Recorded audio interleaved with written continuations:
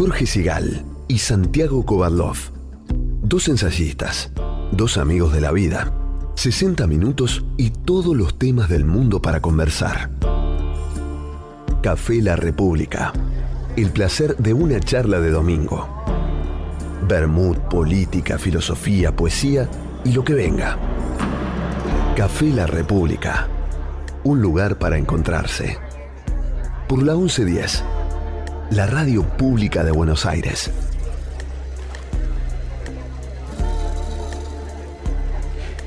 Muy bien, le dimos la despedida a Martinadis, tuvimos que empujarlo un poquito por la puerta, porque teníamos que abrir el boliche, qué lindo habla Martín, cómo le gusta, qué apasionado que es, cómo nos contagia Martinadis, cada vez que lo entrevistamos. Así es. Bueno, es un hombre que está colmado de preguntas, qué lindo, que tiene una curiosidad insaciable. Bueno, entre otras cosas sabe 9 idiomas, no me acuerdo. 12 idiomas, 12, Mónica, 12. La otra vez le preguntamos, alguna vez hablamos de su vida. Bueno, dice que nos dijo algo así, tengo un recuerdo de la respuesta, era algo así como, no, una vez que sabes 2 o 3, todos los demás son parecidos. Se hace fácil, ¿no? Claro. El turco, el japonés. Bueno, maravilloso Martinadis. Estamos acá en el Café La República, vamos a retomar la cordura. Mónica, hay algunos mensajes, ¿verdad? Sí, tenemos algunos mensajes, gracias a nuestros oyentes que siempre están atentos a todo lo que ocurre en el programa. Le mandamos un saludo muy especial a Patricia, que nos escribe desde Villa Ramallo. En relación a esto que comentábamos hoy al comienzo del programa, de estos muchachos que se habían quedado en la esquina mirando un árbol. Bueno, Patricia también acá, incluso mira, nos ha mandado hasta una foto de un liquidámbar, que me dice que es un árbol que también tiene en el fondo de su terreno, en su casa, que también un festival de colores impresionante.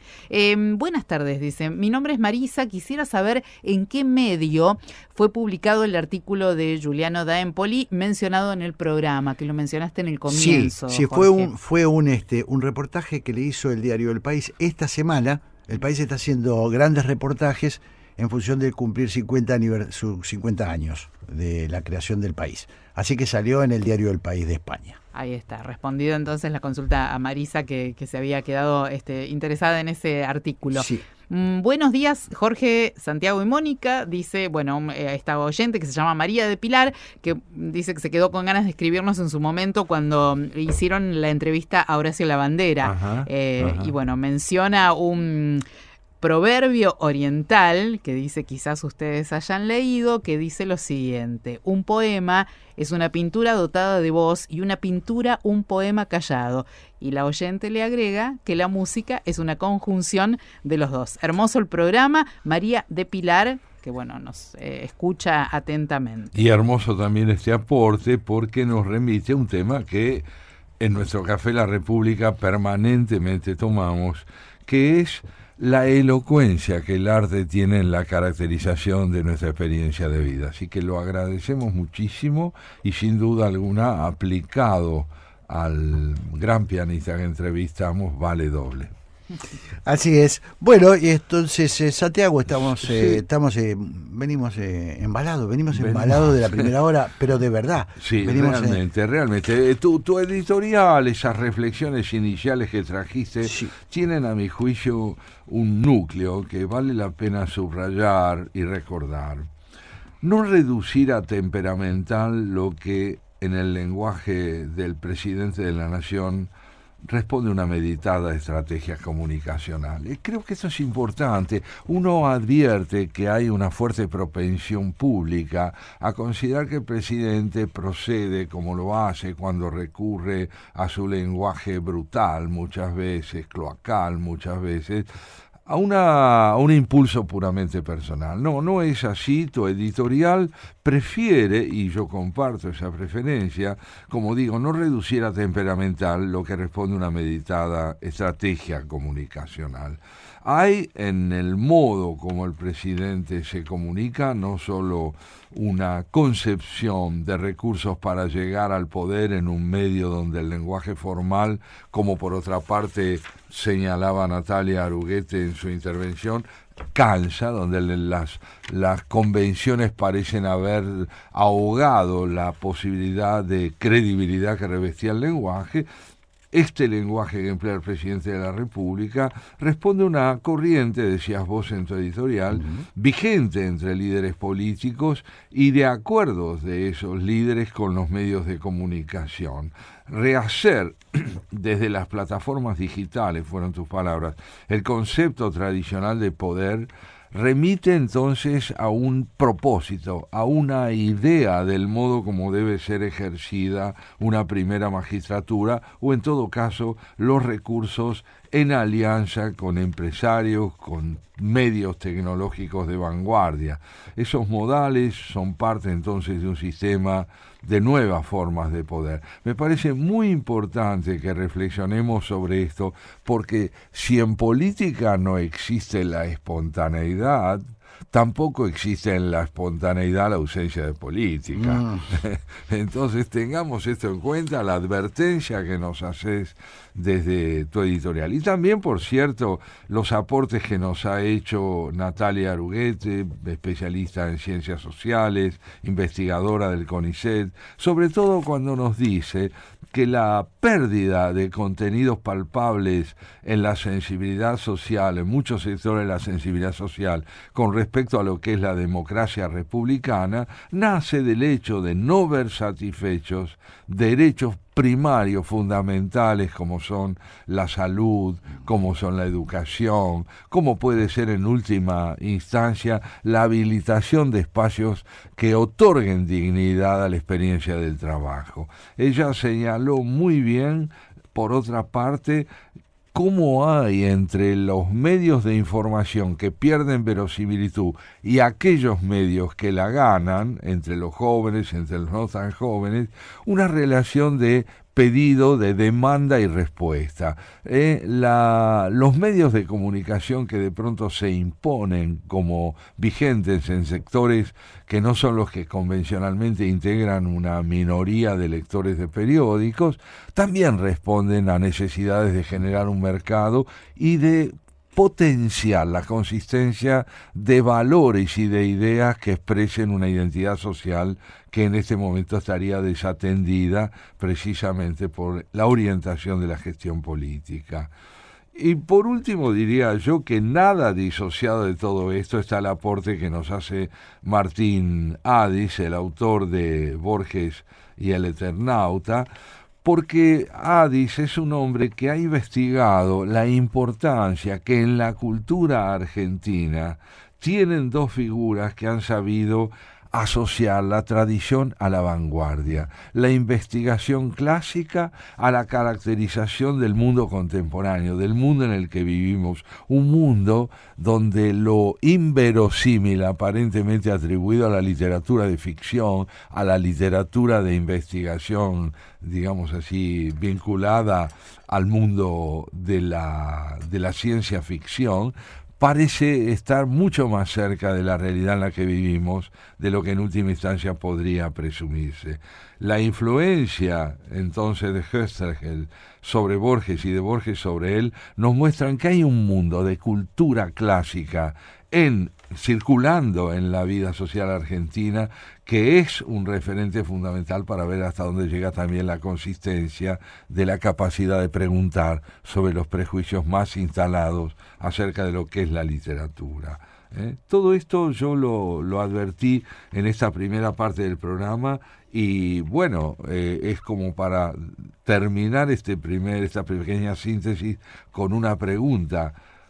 ¿Vivimos nosotros en Haciendo Pie con una intención fundamental? Veremos qué opina Jorge. Traer los dilemas del presente a la reflexión periodística. Absolutamente, me parece que nosotros, una de las prácticas que creo que más nos gustan, Santiago, es preguntar. A nosotros nos gusta preguntar y preguntarnos.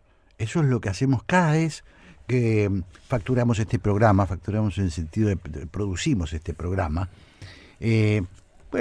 Y algunas de las preguntas que se nos ocurren están vinculadas con los temas que luego logramos abordar. Creo que hoy hicimos eso. Déjame que te agregue, si me permitís, Santiago, algo que tiene mucho que ver con lo que hablamos en la primera parte de nuestro programa. Un posteo en X de nuestro amigo el jurista Daniel Sapsay. Ajá. Hoy es el Día de la Libertad de Prensa. Constituye un derecho fundamental para controlar a los gobernantes.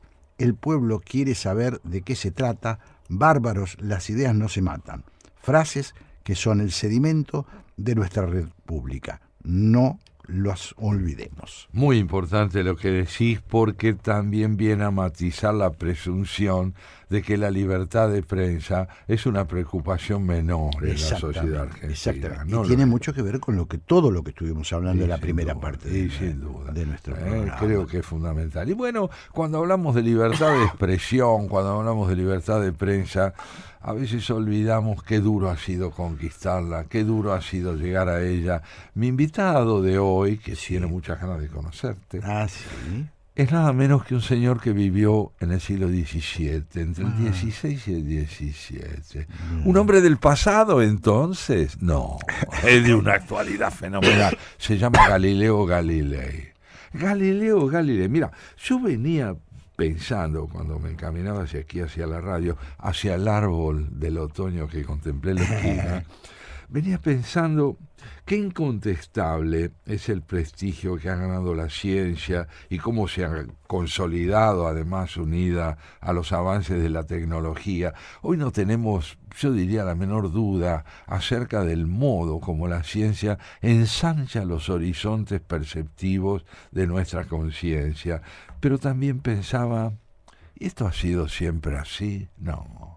La ciencia se ha tenido que abrir camino duramente contra el prejuicio, los poderes constituidos en la etapa final de la Edad Media y principio del Renacimiento.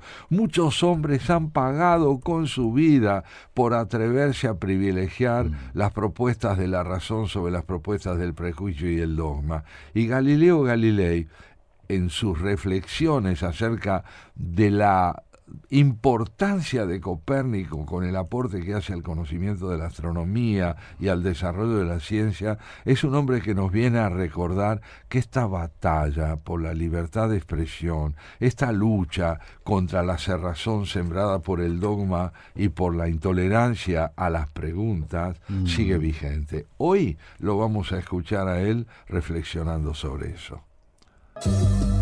Café La República. La hora de la tertulia entre amigos en Haciendo Pie. Con Jorge Sigal y Santiago Kubalov.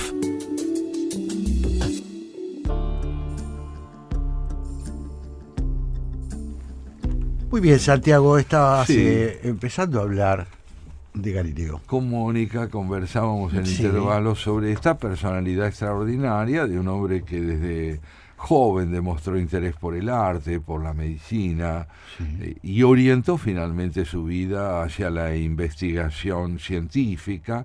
La lectura que él hizo de las propuestas interpretativas de la astrofísica de Copérnico lo deslumbraron no solo de un punto de vista racional, le demostraron a él la maravillosa armonía y el enigma profundo que rige las leyes de la naturaleza. Todo eso lo atrajo tanto que se consagró a desplegar las investigaciones de Copérnico, pero esto le acarreó no solo admiración por parte de los sectores de poder, tanto en el campo eclesiástico como también en el cultural, sino muchos enemigos para los cuales las propuestas de Galileo contradecían los dogmas fundamentales de la Iglesia y en particular los enunciados primordiales de la Biblia.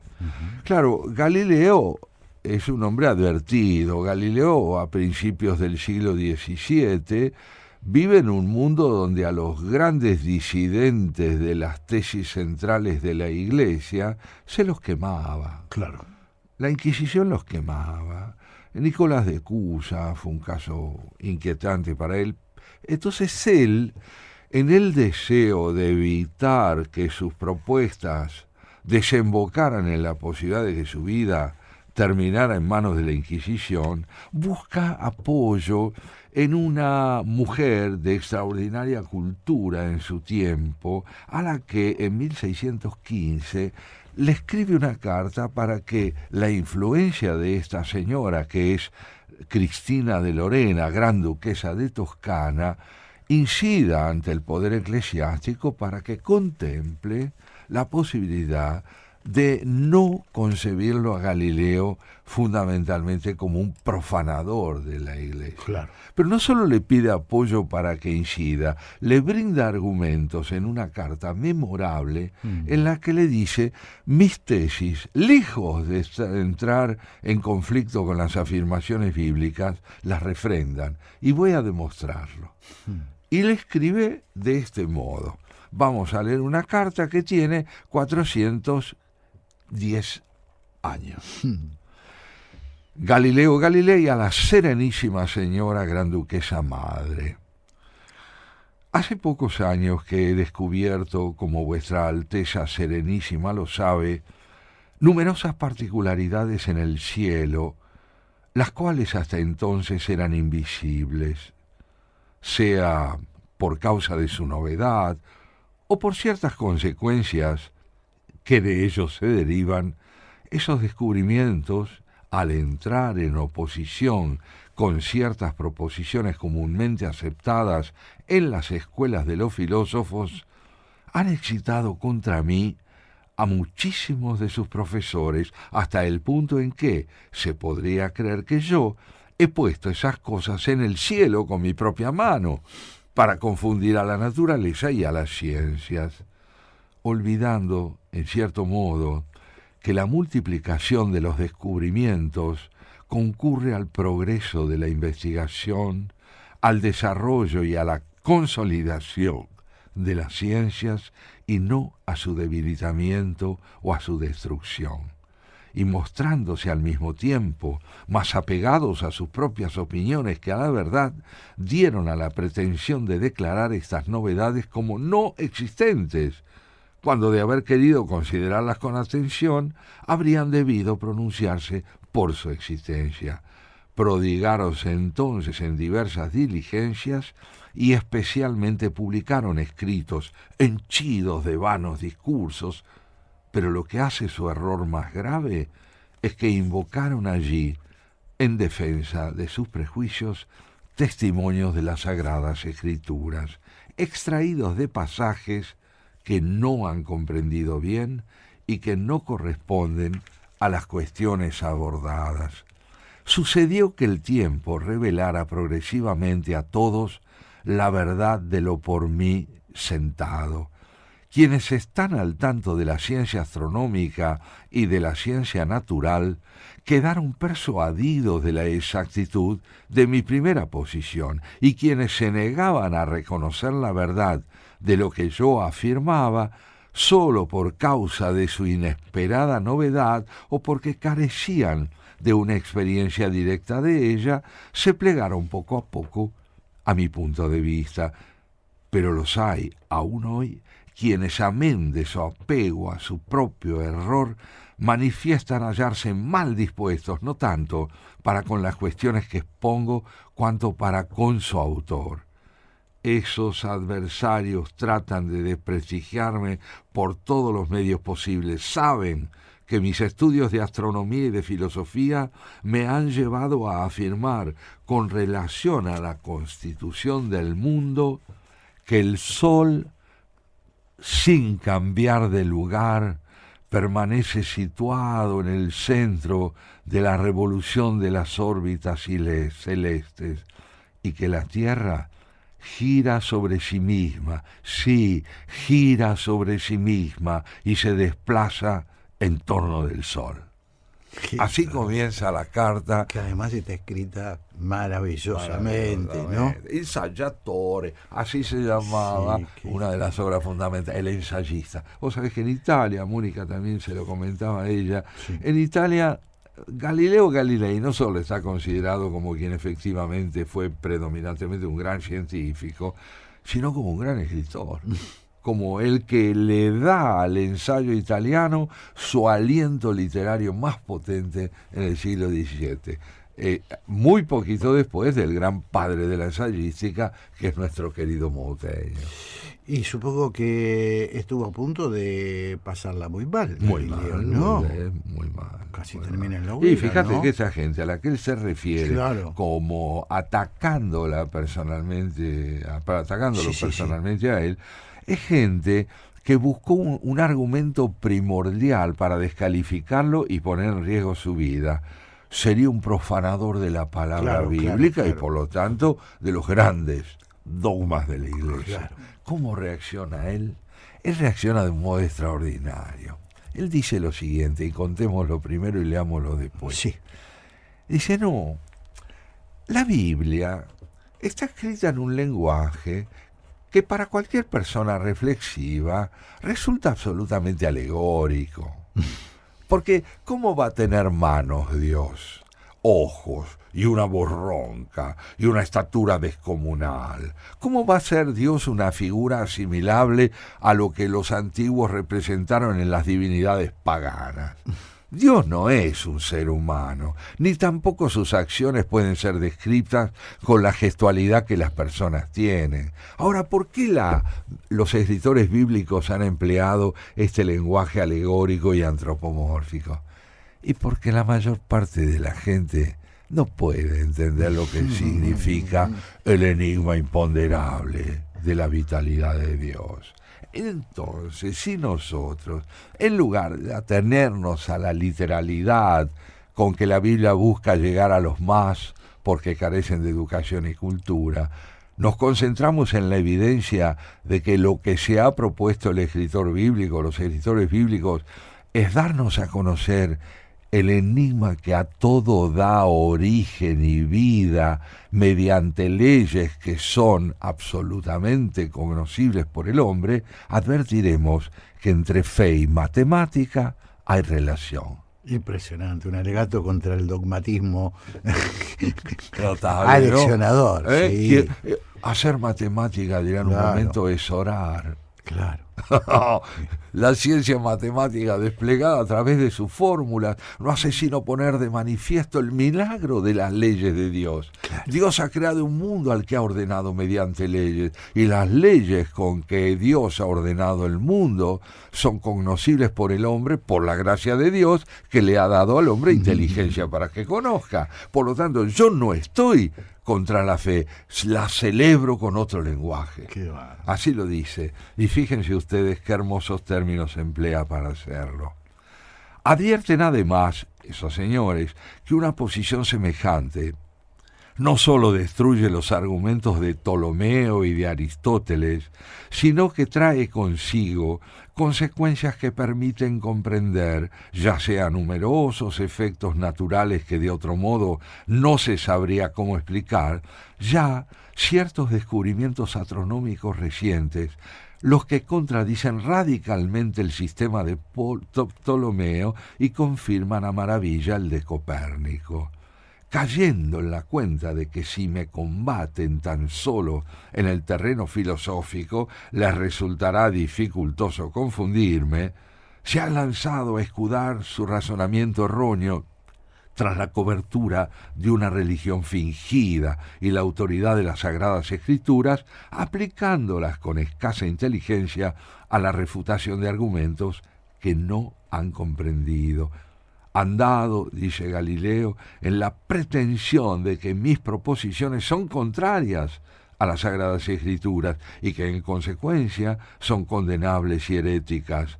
No les ha resultado difícil dar con quienes tuvieran la audaz insolencia de proclamarlo desde lo alto del púlpito, extendiendo esta acusación a la totalidad de las matemáticas y a los matemáticos todos.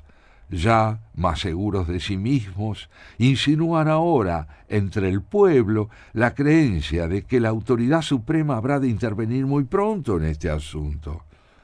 Y además, como saben que una declaración semejante no solo afectaría mis conclusiones, sino que llevaría a condenar a todas las otras observaciones y proposiciones astronómicas y naturales que con ellas se ligan, tratan de hacer creer que mi opinión es totalmente novedosa y que me expropia disimulando el hecho de que su autor, su creador, su inspirador es Nicolás Copérnico. Entonces acá lo tenemos, amigos, a Galileo luchando para que la ciencia pueda abrirse campo allí donde la ignorancia no hace más que sembrar dogmas en una profunda actitud reaccionaria ante lo que significa la conciliación entre razón y enigma, no la antítesis.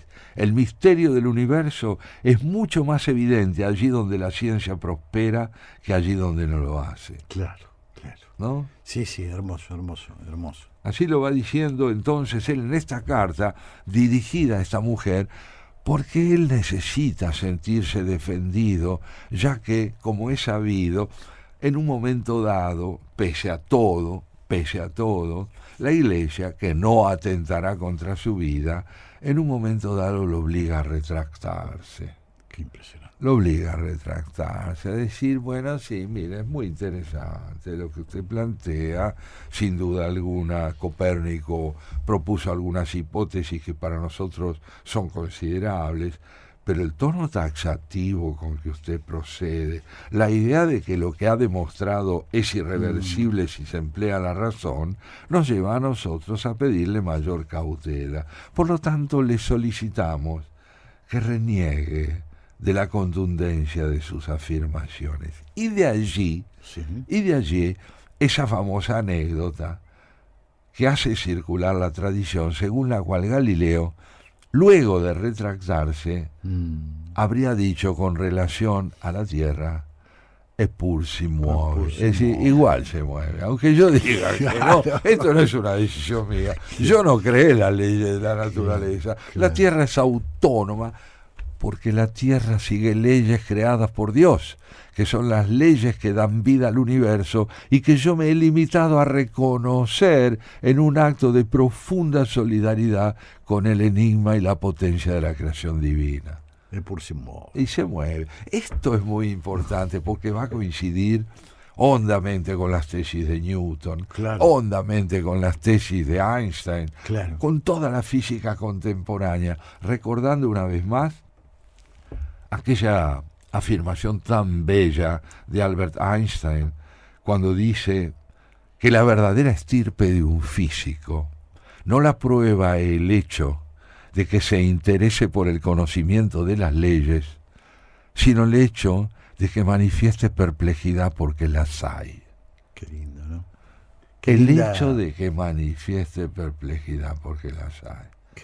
Qué linda expresión, ¿no? Qué profunda. Qué onda, porque claro, la verdadera estirpe de un hombre de ciencia, de una mujer que investiga como hoy se lo hace el cosmos, es decir, que explora, y lo que voy a decir parece una paradoja, la constitución del infinito. Sí. ¿De lo qué? Del infinito. ¿Cómo puede ser que la ciencia avance en el campo de la imponderabilidad? Claro. Y sin embargo lo hace. Y lo que viene entonces Galileo a traernos es esta buena nueva del coraje, de la fe, de la ética de la investigación, del anhelo de mostrar que entre la religiosidad más honda y la racionalidad más profunda no hay incompatibilidad. Claro. Bueno, siempre ha habido, sigue habiendo, ¿no es cierto?, discusiones entre la ciencia y las creencias, ¿no? Siempre. Es un tema, es una polémica de siempre. Claro. Bueno, pero hoy está atenuado, hoy creo yo. Yo creo que hoy incluso el Vaticano tiene un departamento de investigación científica de primerísimo nivel y una posición fuertemente solidaria con el avance de la investigación científica. ¿Y por qué? Yo creo que es muy importante para aquellos que muchas veces le adjudican a la religión una postura de intransigencia total, desmentirlos diciéndole que hoy el razonamiento teológico, Teilhard de Chardin, por ejemplo, es uno de los grandes propulsores de la conciliación entre fe y razón. Hoy el razonamiento teológico ha comprendido algo de pavorosa sencillez y hondura. Cuanto más sabemos, más hondo es el enigma. Claro. Cuanto más podemos caracterizar matemáticamente la estructura del universo, tanto más el misterio de la creación se hace evidente. Y si no remiten a una figura antropomórfica, sí remiten al misterio del origen. Podríamos decir, Santiago, que gracias a Dios la ciencia se abrió paso. Muy bien, me parece que es muy útil razonarlo de ese modo, porque eso no es una conciliación barata, No, claro. sino que responde a aquel verso precioso de Gustavo Adolfo Bécquer cuando decía: mientras la ciencia descubrir no alcance el misterio de la vida, habrá poesía. Qué lindo, qué lindo. Habrá poesía. Bueno, bellísimo. y seguimos Sí, claro. con Galileo, escuchándolo en esta carta de 1615 a la duquesa de Toscana. Ahora bien, Nicolás Copérnico, no solo es católico, sino que además es sacerdote y canónigo. Y es hasta tal punto estimado que cuando el concilio de Letrán, bajo el Papa León X, hubo de considerar la reforma del calendario, se lo llamó a Roma desde los confines de Alemania para que colaborara en esta reforma, la cual, si entonces quedó imperfecta, ello únicamente se debió a que él todavía no tenía un conocimiento exacto de la duración del año y del mes lunares. De las revoluciones celestes, el libro de Copérnico, a Pablo III, sucesor de León X, este libro ha sido aceptado por la Santa Iglesia, leído y estudiado en el mundo entero, sin que jamás haya suscitado ni la sombra de una crítica. Y hete aquí que ahora, cuando experiencias manifiestas y demostraciones seguras concurren a mostrar hasta qué punto esta doctrina está bien fundada, no faltan aquellos que, sin haber siquiera leído el libro, no saben proporcionar otra recompensa a su autor que la de hacerlo declarar herético. Y esto tan solo por oposición no justificada contra otro autor que se propone simplemente demostrar la exactitud de la doctrina de Copérnico, es decir, el mismo. Es muy conmovedor ver a dónde, a quiénes y en qué contexto tiene que abrirse camino la investigación de Galileo Galilei. Este amor a la ciencia, ¿no es cierto? Bueno, la convicción, ¿no? La convicción de que estás... Es que es impresionante. Bueno, este texto es maravilloso. Está frente a un hombre que está teniendo que argumentar un descubrimiento extraordinario y está frente al peligro de que por presiones oscurantistas Así es, esto quede cubierto y destruido. Que no se sepa. Destruido. Bueno, uno trata de ponerse en el lugar de ese hombre, la desesperación. Muy bien, ¿no? muy bien. Qué desesperación que dice maravillosamente, ¿no? Su carta. Así es. Estamos delante de alguien que se abre camino como puede en un momento donde era muy difícil. Claro. Advertir hasta qué punto la ciencia viene a enriquecer, a desafiar el dogma, a quebrantarlo en lo que tiene de estéril, para poder depositar en nuevas preguntas la posibilidad del progreso mismo de la teología. Claro, bueno, también es, digo para que se entienda, ¿no es cierto? La posición de la Iglesia en esos tiempos. Era terrible. Claro, era terrible y además, bueno, le surge un competidor a su palabra. No, me refiero en cuanto a la palabra. Si yo digo Dios y viene uno que me está desafiando con cosas que no están previstas, bueno, digo para entenderlo de manera chabacana. No hay duda, hubo papas como los que él menciona aquí que supieron ver en la obra de Copérnico una propuesta fecunda aún para la fe, pero no hay duda de que así como hubo una acción en principio de apertura, hubo una brutal contracción de esa fe. No olvidemos que la contrarreforma tenía como finalidad no solo combatir el auge del pensamiento protestante, sino también la autonomía atribuida a la ciencia, la autonomía que la razón está buscando, ¿no es cierto? Dice Galileo, espero demostrar que yo, procedo con un celo mucho más piadoso y más conforme a la religión que ellos, cuando pido, no que no se condene a ese libro, sino que no se lo condene como ellos quisieran, sin verlo, sin leerlo y sin comprenderlo. Precisaría que se supiera reconocer que el autor jamás trata en él cuestiones que afecten a la religión o a la fe, y que no presenta argumentos que dependan de la autoridad de la Sagrada Escritura, que eventualmente podría haber interpretado mal, sino que se atiene siempre a conclusiones naturales que atañen a los movimientos celestes, fundadas sobre demostraciones astronómicas y geométricas, y que proceden de experiencias razonables y de minuciosísimas observaciones. Lo cual no significa que Copérnico no haya prestado atención a los pasajes de las Sagradas Escrituras, pero una vez así demostrada su doctrina, estaba por cierto persuadido de que en modo alguno podía hallarse en contradicción con las Escrituras desde que se las comprendiera correctamente. Fíjense ustedes, qué notable la osadía de él. Y si ustedes están leyendo mal las Sagradas Escrituras, porque si las leen claro, ahí bien, ya se mete en otro territorio, ¿no? Exacto, un paso más. Claro, se ahí propone como un teólogo, como un exégeta del texto bíblico. Y dice, bien leída las Sagradas Escrituras, la sinonimia entre ciencia y fe se queda de manifiesto de manera notable. Porque rompiendo con la literalidad de los enunciados descriptivos que antropomorfizan la figura de Dios, veremos que entre la imponderabilidad y el misterio del enigma de la creación y la descripción de las leyes que propone la matemática hay una hermandad. Extraordinario. Claro, además de un gran científico, un gran argumentador. Un gran polemista. Un gran polemista, sin duda. Era un hombre era un típico representante del Renacimiento, un hombre de cultura infinita, sabía de, por ejemplo, cuando él visita a los papas, ¿no es cierto? Él dice, me recibieron con mucho interés por lo que yo planteaba y yo quedé deslumbrado con las colecciones de artes que allí encontré.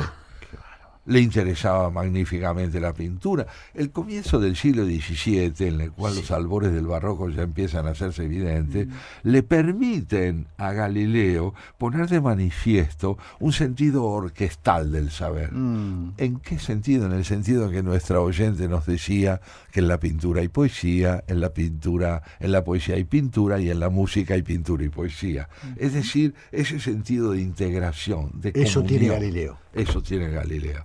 Es un defensor profundo de la hermandad de las partes en un todo. Qué maravilla, Sí, precioso. muy bello, precioso, muy bello. Bueno, y para ir cerrando tal vez la lectura con algunos fragmentos más de este maravilloso ensayo, que es una carta en verdad, muy bien atendida por Cristina de Nolena. La tomó y con ella fue a buscar entonces el apoyo de las autoridades eclesiásticas. Claro. Que como le digo... O sea que tuvo un buen resultado. Sí, digamos, aceptaron la posibilidad de que Galileo no fuera concebido como un profanador. Como un hereje. Pero también es verdad que lo obligaron a retractarse. Claro. ¿No? A retractarse, como si él mismo lo dice en esta carta, como si él fuera el autor de los movimientos de la Tierra alrededor del Sol. Dice, yo no lo puse, esto funciona solo. Solo quiere decir, no soy yo el que lo introduce, yo lo que hago es expresar el modo como el universo se pone de manifiesto al discernimiento racional. Claro. El motivo que se invoca para condenar la opinión que sostiene la movilidad de la Tierra y la inmovilidad del Sol es que en muchos pasajes de las Sagradas Escrituras se dice que el Sol se desplaza y que la Tierra permanece inmóvil. Ahora bien, puesto que la Escritura nunca puede mentir ni errar, por vía de consecuencia necesaria se seguiría el carácter erróneo y condenable de la afirmación de quien pretendiera que el Sol es inmóvil por sí mismo en tanto la Tierra se mueve. Claro.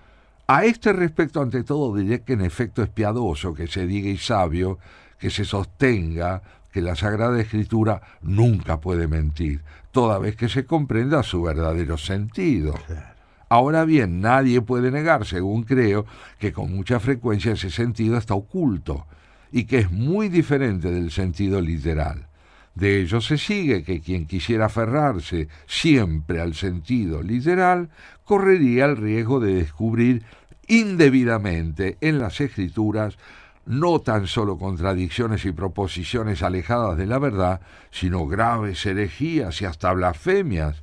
De ese modo se manifestaría necesario atribuir a Dios pies, manos y ojos, así como afecciones corporales y humanas de cólera, de arrepentimiento, de odio, y también a veces el olvido de las cosas pasadas y la ignorancia de las futuras. Proposiciones tales le fueron inspiradas por el Espíritu Santo a los escritores sagrados, pero entiéndase bien, con el fin de permitirles que se adaptaran a la capacidad de discernimiento tan limitado de un pueblo vulgar, ignorante e iletrado. Muy bien, muy bien. Bueno, extraordinario, Santiago. Muy interesante Galileo aporte. Galilei. Sí, creo que nos has dado otra vez un hermoso regalo, ¿no? Sí, el que nos hace bueno, sí. el conocimiento de estos hombres excepcionales y héroes de la historia, de la cultura y del desarrollo del saber.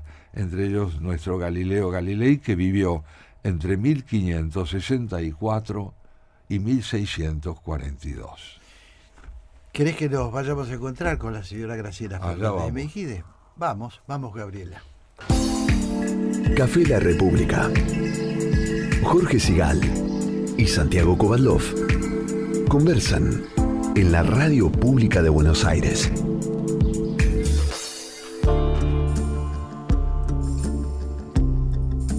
Muy bien, acá estamos, Sí, nosotros en el estudio, Graciela desde su teléfono. Graciela, ¿cómo estás? Te damos un abrazo. Hola querida, ¿cómo anda? Gracias, igualmente a todos ustedes. Aquí ¿Qué dicen? ¿Cómo nos ha ido? Bueno, acá nos ha ido muy bien. Hemos tenido un programa que para nosotros siempre es enriquecedor. Y te diría que, bueno, empezamos con una de las preocupaciones de esta semana. Nos preguntábamos, de alguna manera, Santiago, si cuando el presidente insulta, eso es un atributo propio de su personalidad, un arrebato, o se trata de otra cosa, de una especie de estrategia, porque también, y debo decirlo, cuando el presidente quiere, es muy buen calculador, hace bien su tarea de acuerdos, sabe bajarse del insulto. Entonces, bueno, sobre esto giró un poquito Santiago. Sí, una palabra más antes de ver la opinión de Graciela, es que evidentemente nosotros estamos convencidos de que la apariencia de estar ante un hombre desenfrenado y arrebatado que no sabe lo que hace, estamos ante una estratega que busca, mediante distintas modalidades elocutivas, pero muchas veces donde prepondera el insulto, generar un efecto en el cual los medios de comunicación y el poder político están muy asociados. Yo creo que tienen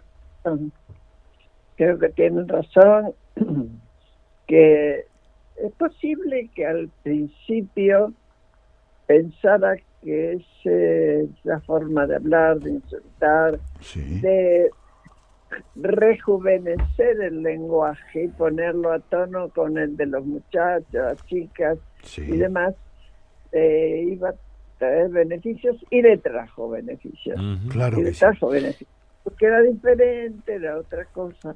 Hoy por hoy, creo que ustedes tienen razón, es una estrategia, porque hay momentos en que no lo hace y se cuida muy mucho. Claro. Y sabe negociar y sabe bajarse. Digo, como se ha demostrado cada vez que necesitó aprobar una ley, ¿no? Así es. Yo creo que sabe o sabía y lo sabía siempre, o lo aprendió, y de todas maneras rápidamente. No obsta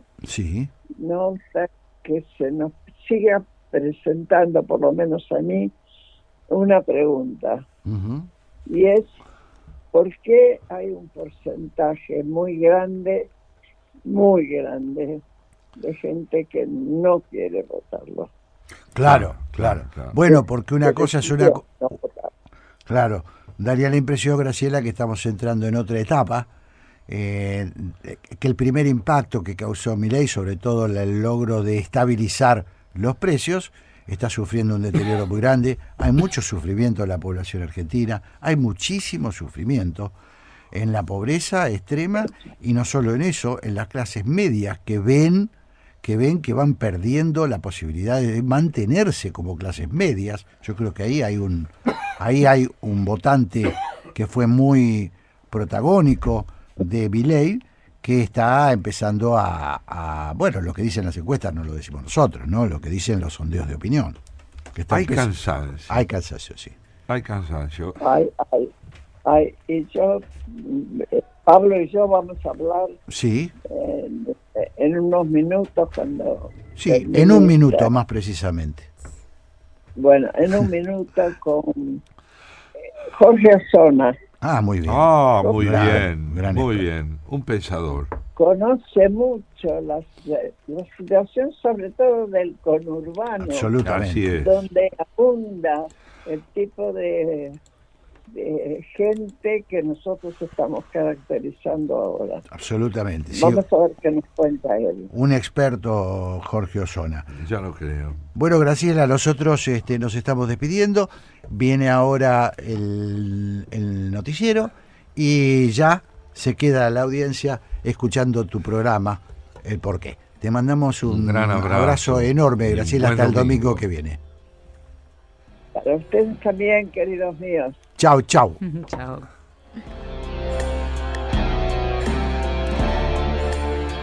Jorge Sigal y Santiago Kovadlov en la 1110.